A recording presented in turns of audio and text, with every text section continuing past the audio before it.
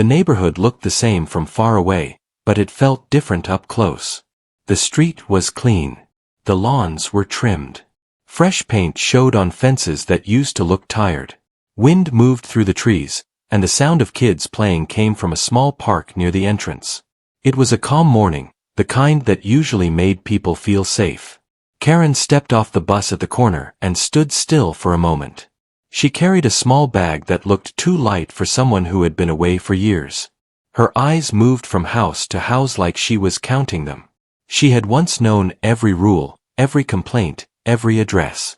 She believed this place belonged to her voice.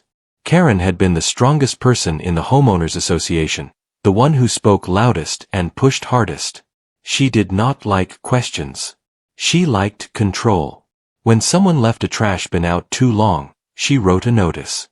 When someone parked in the wrong spot, she took a photo. When someone planted flowers that were not approved, she complained as if it was an emergency. People did not invite her to parties. People did not tell her personal news. They only smiled politely and hoped she would keep walking. Years earlier, Karen had made choices that pushed her into serious trouble. She had tried to win fights the wrong way and ended up losing everything. The court sent her away. She left the neighborhood with anger in her chest and pride in her posture. In her mind, she would return one day and take her place again. Now she was back, and she expected the same old fear to greet her.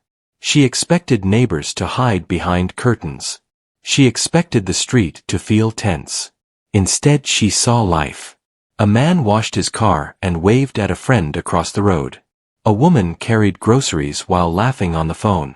A dog ran in circles on a leash while a little boy tried to hold on. Karen frowned. She took a step forward, then another.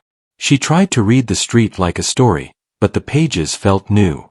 She saw a couple of houses with new doors and bright windows. She saw a porch swing where there used to be broken steps. She saw a sign near the entrance that listed simple neighborhood guidelines, but it did not mention the homeowners association. Karen muttered under her breath. She told herself it was just a temporary mess. She told herself the association must be weak without her. She told herself she would fix it. She walked toward her old house, her shoes tapping on the sidewalk. She remembered that house clearly. It was the place where she had written letters, stored files, and planned meetings.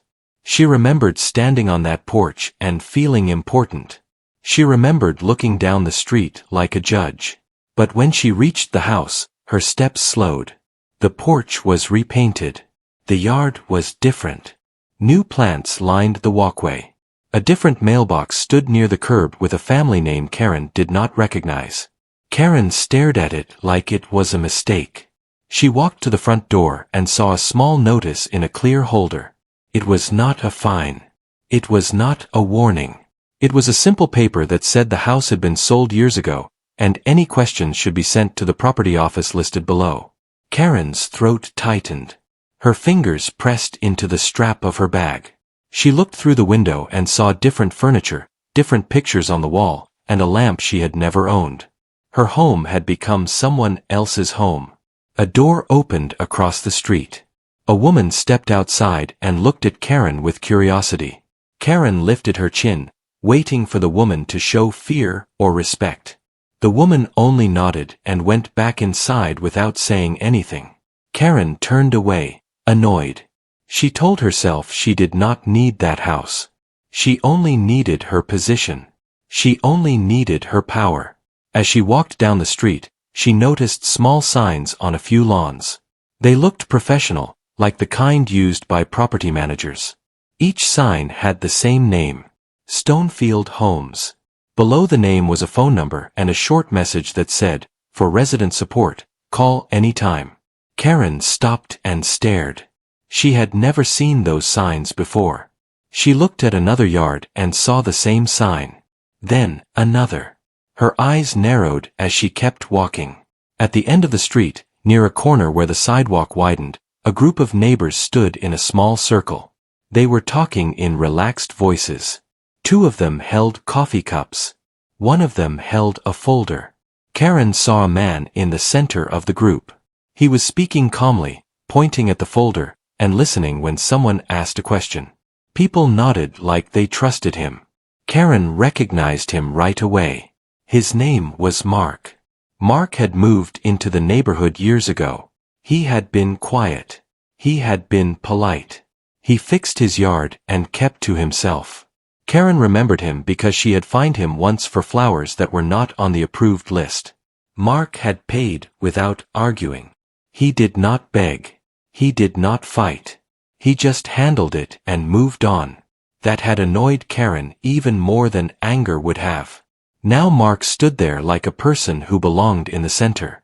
His posture was relaxed. His face looked calm. He smiled when a neighbor spoke, not like a fake smile but like a real one. Karen felt heat rise in her chest.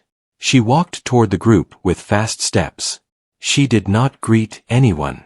She did not ask politely. She pushed her way close enough so they had to notice her. "What is this meeting?" Karen demanded. The group fell quiet. A few people looked at each other. One woman took a small step back. A man cleared his throat like he did not want trouble. Mark turned slowly to face Karen. He did not look surprised. He looked like he had expected this day to come. "Hello, Karen," Mark said in an even voice. Karen did not answer his greeting. "Where is the association?" she asked. "Who is in charge now? Where are the rules? Why are people acting like this is a picnic?" Mark listened without interrupting. That small calmness made Karen more angry. She wanted him to react. She wanted him to look nervous. He did not. "The association is not active anymore," Mark said. Karen let out a short laugh. "Not active," she repeated. "That is not how it works. You cannot just stop it." A neighbor spoke softly. "It stopped during the last years," she said. "People didn't want it anymore." Karen turned to the neighbor with a sharp look. The neighbor lowered her eyes. Karen faced Mark again. "So what?" she said. "You all just do whatever you want. Who allowed this?" Mark held the folder in both hands. "Things changed," he said. "People needed repairs. People needed safety. The old system was not helping anyone." Karen pointed at him. "And you think you are helping? Who put you in charge?" Mark took a breath. He looked around at the group, then back at Karen. "I did not take a title," he said. "I took responsibility." Karen's lips pressed together. "That means nothing," she said. "Rules are rules." Mark nodded slowly. "There are still guidelines," he said. "They are simpler now. They are fair. They focus on keeping the neighborhood safe and clean, not on punishing people." Karen's eyes moved toward the folder. "What is that?" she demanded. "It is a list of repairs we are planning," Mark said. "A few streetlights, a broken sidewalk near the park, a fence that fell in the last storm." Karen stared at him like he had insulted her. "You cannot do that," she said. "You cannot decide these things." Mark's voice stayed steady. "I can," he said. "Because I own the properties involved." Karen blinked. For a second she did not understand. Then she laughed again, louder this time, like the idea was impossible. "You own them," she said. "What are you talking about?" Mark did not smile. He did not argue. He simply spoke the truth in a calm tone. "I own most of the homes on this street," Mark said. "And several on the next streets too. Not all, but many." Karen's laughter stopped. The air felt heavy. She looked around, searching for someone to correct him. No one did. People stood quiet because they knew it was true. Karen's mind raced. She remembered those signs. Stonefield Homes. She looked back down the street and noticed one more sign on a house she never expected. Her stomach tightened. She stepped closer to Mark, her voice low and sharp. "How?" she said. "How did you do that?" Mark held her gaze. "Slowly," he said. "Fairly. People were struggling.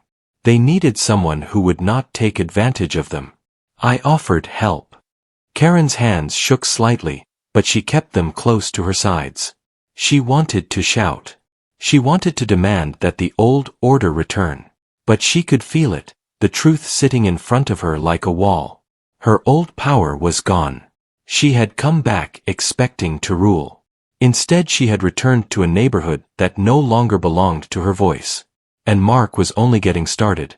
Karen stood in the middle of the sidewalk long after the small group slowly broke apart. Neighbors returned to their homes, some casting careful looks in her direction. No one challenged Mark. No one defended Karen. That silence hurt her more than words ever could. Mark closed his folder and spoke briefly with 2 residents before walking away. He did not look back. His calm steps echoed in Karen's mind. She had expected a fight. She had expected confusion. Instead she had been met with quiet strength. Karen felt the street closing in on her. The houses that once felt like proof of her authority now felt like walls. She forced herself to move. She walked toward the small park at the end of the block, a place she used to avoid because children were always loud there. She sat on a bench and stared at the ground. Her thoughts raced. She told herself this could not last. She told herself people would miss structure. She told herself Mark would fail without real rules. She had always believed fear kept order. Without fear, she believed everything would fall apart. As she sat there, she noticed something else. A woman walked by and smiled at a stranger. A man picked up trash near the path without being asked. 2 teenagers helped an older man carry bags to his car. No one demanded it. No one forced it. It just happened. Karen clenched her jaw. This was not the neighborhood she left. This was not the story she planned in her head. Later that day, Karen found a small room to rent a few streets away. It was not large. It did not feel powerful. But she needed a place to stay. She dropped her bag on the floor and sat on the edge of the bed, staring at the wall.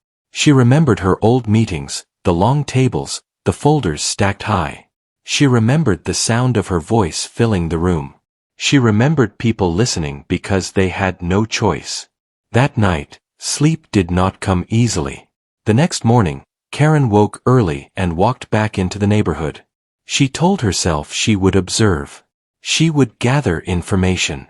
She would find mistakes. She walked slowly, pretending to be a visitor.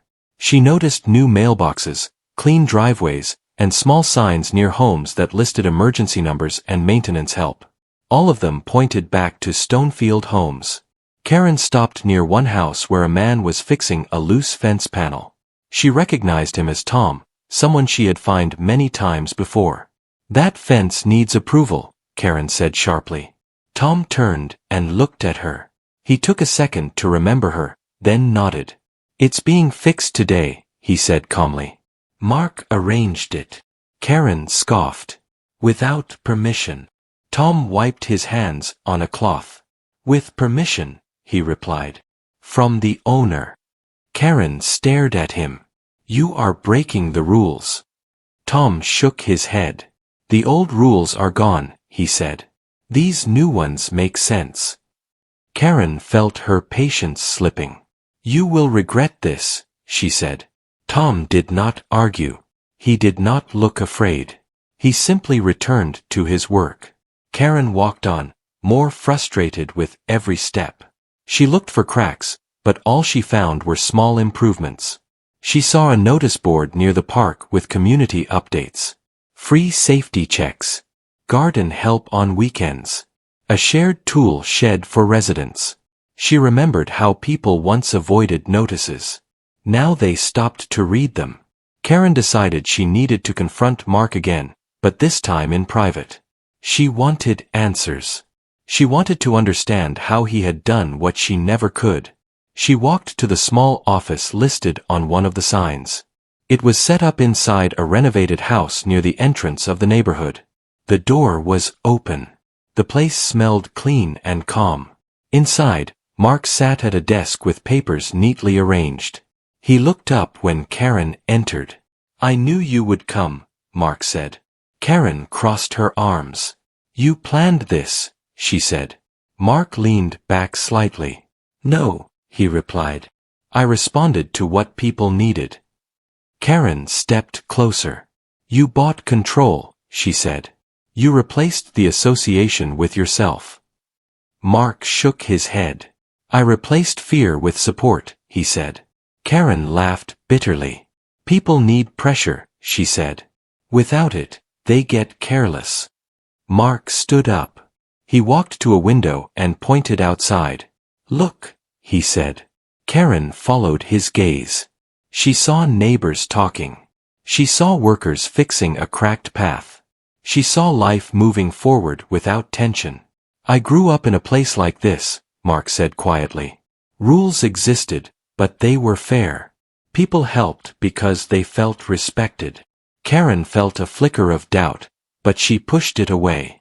"You think you are better than everyone else," she said. Mark turned to face her. "No," he said.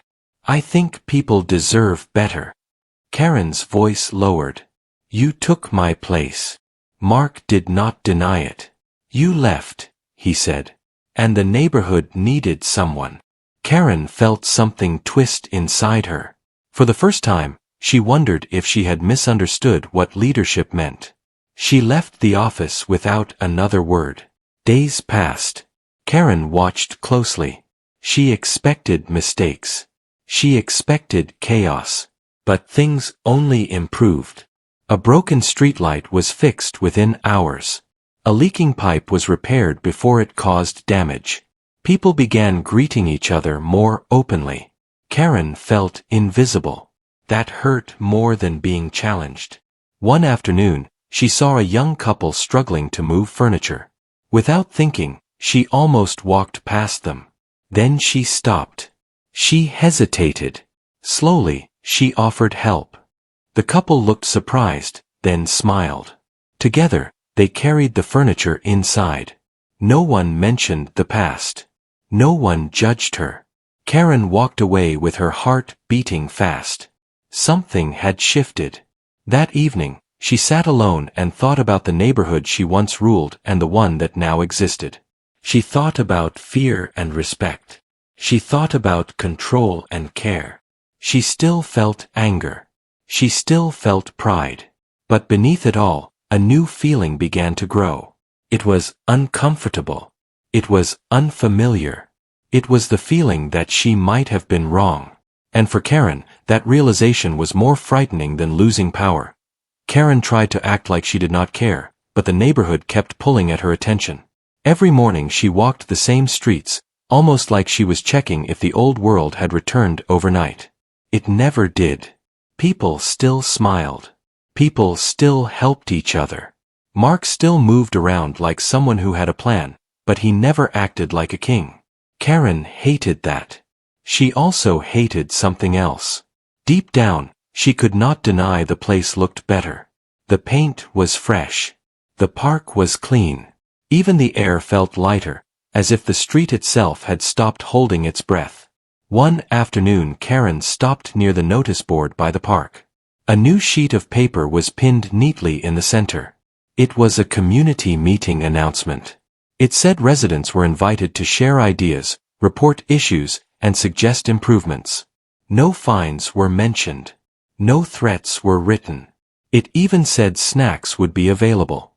Karen stared at it for a long time. In the past, meetings were a place where she spoke and others listened. Now the paper sounded like everyone mattered. That felt wrong to her, but also strangely tempting. Karen decided she would go. Not because she wanted peace.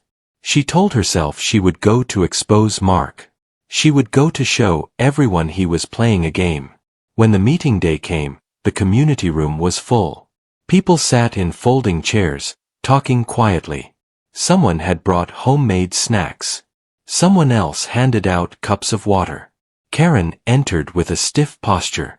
The talking slowed for a moment. A few people looked uncomfortable. Others simply nodded. Mark stood at the front, holding a simple paper with notes. He did not have a gavel. He did not have a stack of warning letters. He looked like a person who wanted to listen. "Thanks for coming," Mark said. "Let us keep it simple. If you have a problem, we solve it. If you have an idea, we discuss it." Karen sat in the back with her arms crossed. She watched carefully. A woman spoke first. Her name was Nina. She said the park lights were too dim. Mark nodded and wrote it down. A man named Sam said the speed of cars on the main street was getting dangerous. Mark asked questions, then said he would talk to the city and also consider signs. Another neighbor suggested a weekend cleanup day, and people immediately volunteered. Karen could not believe it. People were talking openly. No one was afraid. No one was trying to win. They were just trying to make things better. Karen raised her hand sharply. The room went quiet. Mark looked at her without fear. "Yes, Karen," Mark said. Karen stood slowly. She felt every eye on her. She liked that part. She cleared her throat. "This is not how a neighborhood is run," she said. "People need rules with consequences. You cannot just rely on kindness. It will fail." A few residents shifted in their seats. Karen continued. "You are acting like this is a friendly club. But property value, appearance, behavior, it all needs discipline. Without strict rules, it becomes a mess." Mark listened. Then he spoke calmly. "Rules are important," he said. "But rules can be fair without being cruel. The goal is safety and respect, not fear." Karen pointed toward the residents. "They will take advantage," she said. "They always do." A woman in the front row spoke. Her name was Lily. "We did not take advantage," she said. "We were just tired of being treated like children." Karen opened her mouth, but no words came out. She was not used to people speaking back so calmly. Mark nodded toward Karen. "If you have specific concerns, share them," he said. "Not old stories. Real issues." Karen sat down, annoyed. But a small part of her felt challenged in a new way. Mark was not trying to destroy her. He was giving her a chance to speak without turning it into war. After the meeting ended, Karen expected people to avoid her. Some did. But others walked past her as if she was just another neighbor. That lack of drama made Karen feel strange, like she did not know where to place her anger. Outside, Mark approached her with a calm expression. "You came," he said. Karen lifted her chin. "I needed to see what you are doing," she replied. Mark nodded. "Then you saw it," he said. "Now you can decide what you want to be here." Karen stared at him. "What I want," she repeated. "I want order." Mark's voice remained steady. "Order can be built with support," he said. "Not only with pressure." Karen was about to reply when a loud crash echoed from down the street. Everyone turned. A car had bumped a mailbox hard enough to break it. The driver stepped out looking shocked and embarrassed. It was a young man, probably new to the area. People started walking toward the scene. Karen followed, her heart beating faster. In the past, she would have enjoyed this. A clear violation. A chance to punish. A chance to show power. When they arrived, the young man looked near panic. "I am sorry," he said quickly. "I did not see it. I will fix it. I do not have much money right now." The mailbox belonged to an older couple. The man looked upset, but he did not shout. The woman held his arm. She looked tired. Karen stepped forward. "This is unacceptable," she said. "This is property damage. There must be a report. There must be consequences." The young man's face tightened. He looked ready to run. Mark stepped beside Karen. "Let us slow down," he said. He looked at the young man. "Are you hurt?" he asked. "No," the young man said. Mark nodded. "Okay," he said. "We fix the mailbox first. Then we figure out a fair plan." Karen scoffed. A plan, she said. He should pay immediately. The older man spoke. He said he will fix it, he said quietly. I just want it done. Mark turned to the older couple. Stonefield can replace it today, he said. And we can arrange a payment schedule with him if needed. The young man looked relieved. Thank you, he said softly. Karen felt the ground shift under her. In her world, mistakes were punished fast. In Mark's world, mistakes were repaired. The result was the same, the mailbox would be fixed, but the emotion was different. People were not scared. They were focused. The older woman looked at Karen. We are okay, she said gently. We just want peace. Karen swallowed hard. She did not reply. That night, Karen sat in her rented room and stared at her hands. Her fingers were tense. Her nails pressed into her palm. She thought about the crash. She thought about the young man's fear. She thought about the older couple wanting peace. She thought about how quickly Mark had solved the problem. She also remembered something from her past, a memory she usually pushed away. A time when she first joined the association. Back then she believed she was helping. She believed she was protecting the neighborhood. Somewhere along the way, she had started enjoying control more than care. Karen stood and walked to the small window. She looked out at the quiet street. A dog barked in the distance. A porch light turned on in a nearby house. Life continued without her commands. She realized she could keep fighting a battle that no one wanted. Or she could change. Karen did not like the idea of changing. It felt like losing. But for the first time, she wondered if it might be the only way she could belong again. And just as she started to consider that possibility, her phone rang. She looked at the screen and froze. It was a call from someone connected to her old life. Someone who did not care about peace. Karen stared at the phone as it rang again. The name on the screen pulled her back to a time she tried hard to forget. It was Paul, a man who once stood beside her during the strict days of the old association. He liked power as much as she did, maybe even more. Karen answered slowly. Paul spoke with confidence. He said he heard Karen was back. He said the neighborhood had gone soft. He said people like them were needed again. His voice carried excitement, not concern. Karen listened without interrupting. Paul talked about rules, about taking control, about bringing back fear to restore order. He spoke like nothing had changed. Karen ended the call without agreeing to anything. She placed the phone on the table and sat down. Her heart felt heavy. Paul represented the past she knew too well. Mark represented something new she still did not fully understand. The next morning, Karen noticed flyers taped to a few poles near the entrance of the neighborhood. The flyers talked about restoring proper order and bringing back strong leadership. The words felt sharp. The tone felt angry. Karen knew immediately who was behind it. Residents gathered near the flyers, reading them with concern. Some shook their heads. Others looked confused. Karen felt a twist in her stomach. She realized Paul was already moving without her permission. Mark arrived shortly after. He looked at the flyers carefully. He did not tear them down. He did not argue.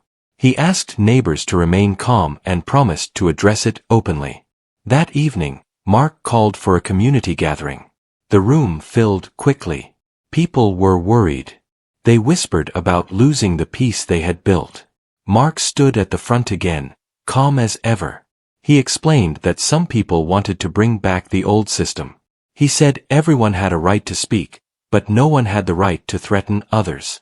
Karen sat near the middle this time, not the back. Paul entered late. His presence shifted the room.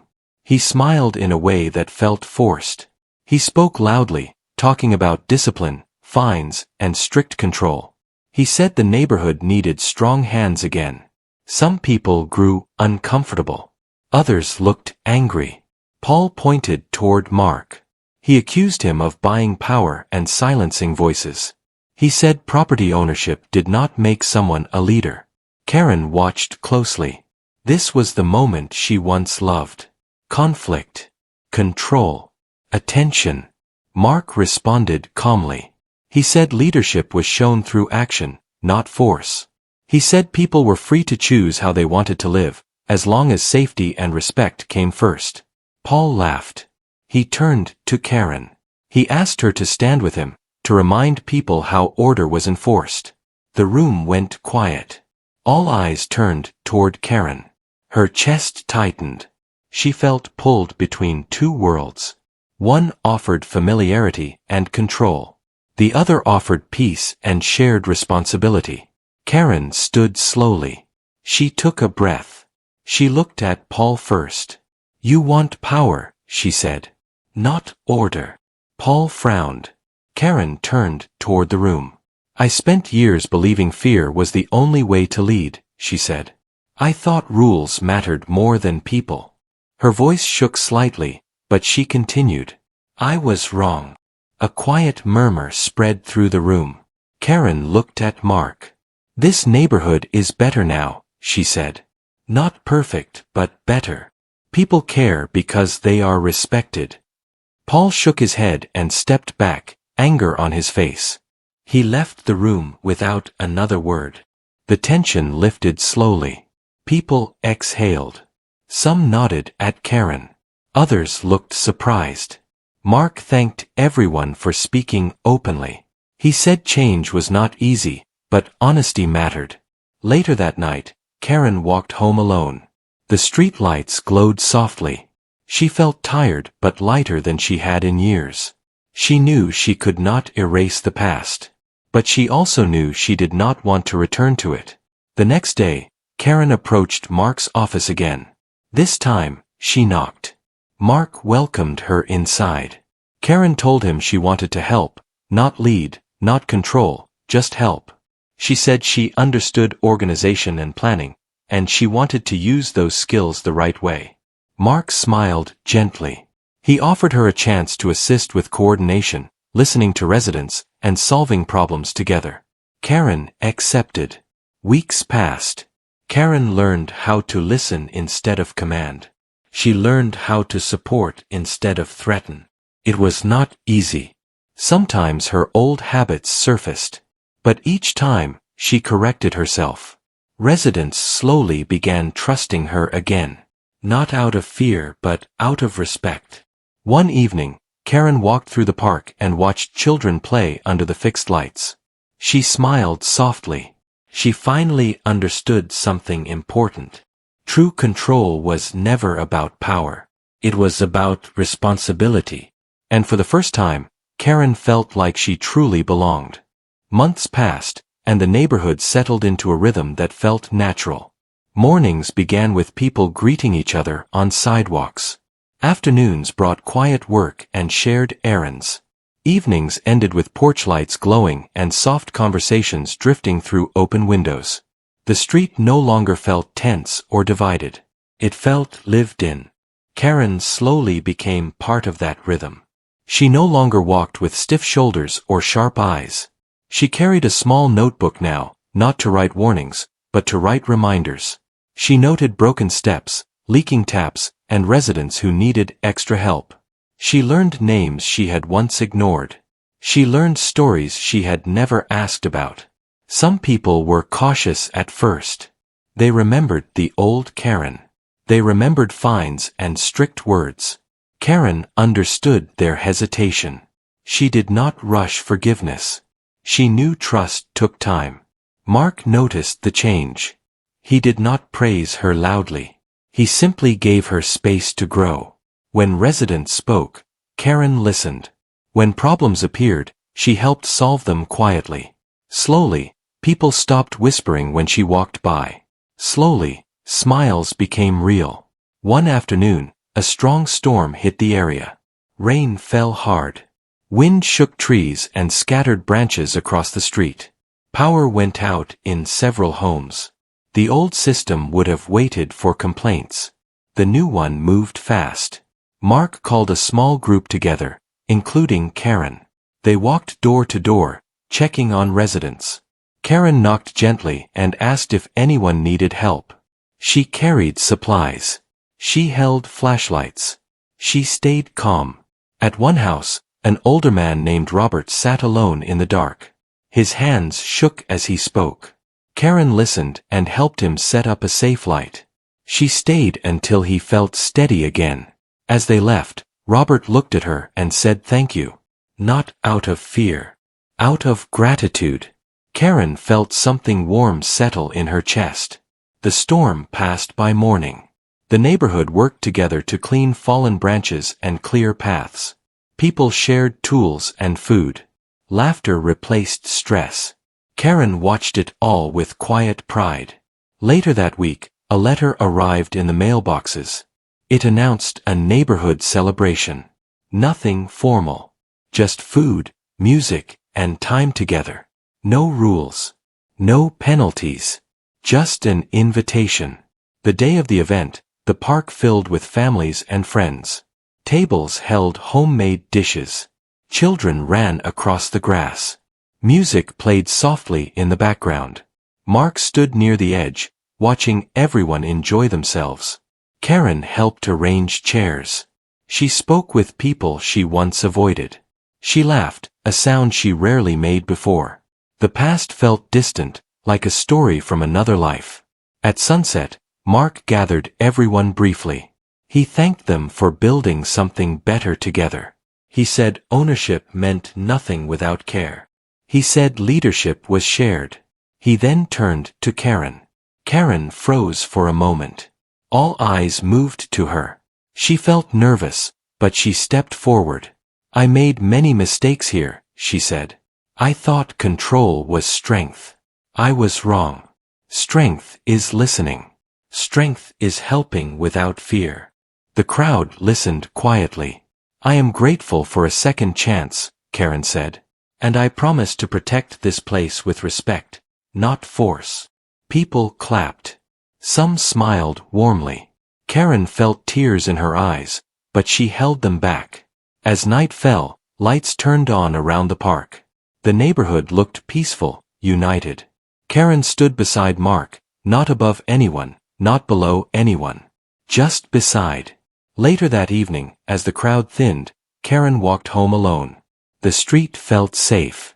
She stopped near the old notice board. It no longer held warnings. It held memories. Karen realized something important. She did not need power to feel important. She needed purpose. And she had finally found it.